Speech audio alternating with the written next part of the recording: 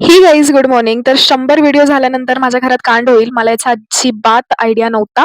तर मी 2-3 दिवसापासून YouTubeला ऑफ होते कारण ह्याचं रिझन आहे माझे रिलेटिव्हज ज्यांना माझा व्हिडिओ घेणं अजिबात आवडत नव्हतं आणि ह्याचा मला थोडासाही आयडिया नव्हता गाईज. कारण माझं कसं होतं ना, की जे रिलेटिव्हज आपल्याला विचारपूस करण्यासाठी एक साधा कॉल नाही करत, तर त्यांना माझ्या करिअरचं काहीच पडलं आणि त्यांना काहीच घेणं नसेल, की मी माझ्या लाईफमध्ये काय करते. पण ते म्हणतात ना, आपण 100 कामांमधनं 90-80 कामं त्यांच्या मनासारखी केली ना, तर त्यांना ते दिसत नाही. बट एखादी गोष्ट त्यांच्या मनासारखी नाही केली ना, तर ते लगेच त्यांना दिसून येतं. सो तसंच माझ्यासोबत झालं. तर मी 2-3 दिवस शांत राहून विचार केलेला आणि निश्चित केलेलं, की मी पप्पाशी बोलून क्लिअर करेल, की ॲक्चुअली प्रॉब्लेम काय होतोय. मी ना बरेचदा अव्हॉइड करते अशा गोष्टी. जर मला कोणी काही बोलत असेल, तर मी थांबून घेते. तर ह्यावेळेसही तसंच झालेलं. पण 2 दिवसानंतर मला असंही रिअलाईज होतंय, की मी कंटिन्यूअसली 3.5 महिन्यापासून व्लॉगिंग करते आणि मला ती सवय झालेली आणि असं काहीतरी असं वाटत होतं, की खूप काही हरवलंय.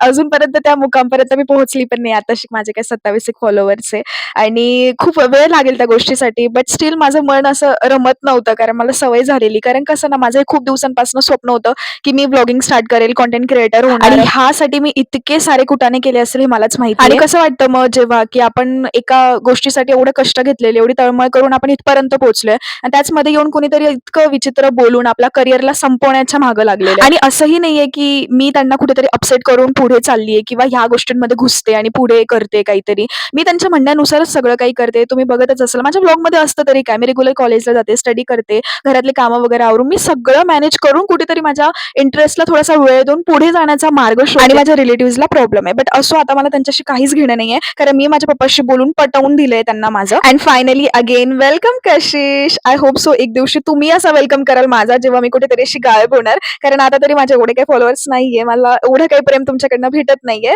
बट गाईज प्रेम द्या. रिलेटिव्हची नजर लागली आता माझ्या करिअरला आणि आपल्याला ती नजर काढायची कशी आहे? सो लवकर फेमस होऊन.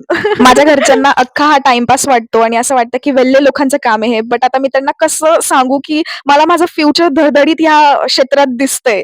बट असो एक दिवशी नक्की असा येईल. तुम्हीच आणाल तो दिवस की माझ्या पॅरेंट्सला खरंच असं वाटेल की ही बरोबर नेहमी स्टँड घ्यायची त्या करिअरसाठी आणि हिला जे करायचं होतं हिने तेच नेमकं केलेलं. चला जाऊ द्या, आपण वळूयात आपल्या ब्लॉगकडे. बाय द वे मला सांगायला खूप वाईट वाटतंय की मी खूप एक्सायटेड होते तुम्हाला दाखवण्याकरिता. दिवाळीच्या आधी आमच्या घरात कसं वातावरण असतं आणि आम्ही काय काय करत असतो. बट गेले ते 2 दिवस. त्याच दिवसांमध्ये आम्ही सगळं काही करून मोकळे झालेलो आणि हा जो ब्लॉग बघताय ना तुम्ही, हा लास्ट डे ऑफ कॉलेजचा होता, जो मी आज पोस्ट करते. आणि असू द्या 2 दिवस गेले म्हणजे काय, आपण खूप बडबड करतो ना, तर मी तुम्हाला सर्व काही सांगेल की मी काय काय केलेलं आणि दिवाळी तर तोंडावर आली, तर असू द्या मागच्या गोष्टी आपण त्यावर गप्पा मारूयात.